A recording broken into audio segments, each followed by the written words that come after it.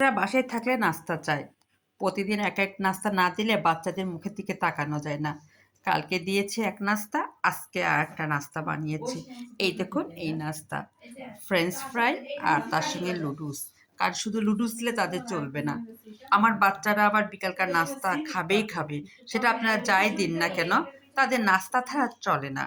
আর আমি বরাবরই রাতে খাবার খাই, যার ফলে আমাদের বিকালে বাচ্চাদের ছোটকাল থেকে অভ্যাস করেছি নাস্তাটা খাওয়াই দিয়ে পড়তে বসানো।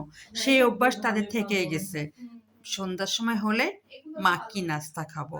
আর এই নাস্তা খাওয়ার ব্যাপারটা আমার মাথায় বরাবরই থাকে। কারণ আমিও একটু বিকালে হালকা পাতলা নাস্তা খাই। নাস্তা না খেলে আমারও ভালো লাগে না। যার ফলে আজকে বানিয়ে ফেললাম লুডুস আর ফ্রেঞ্চ ফ্রাই। এই ফ্রেঞ্চ ফ্রাই আমার বাচ্চার সবচেয়ে বেশি পছন্দ, আমার মেয়ের। আর আমার এই মেয়ের জন্য আমার এই ফ্রেঞ্চ ফ্রাইটা বানাতে হয়। আর লুডুস আমার জন্য। কারণ ওরা লুডুস এখনকার বাচ্চারা খুব কমই পছন্দ করে, যেটা আমরা করি। আল্লাহ হাফেজ। আজকে বাচ্চাদের নাস্তা দিচ্ছি এটা, এখন তাদের খেতে দিব।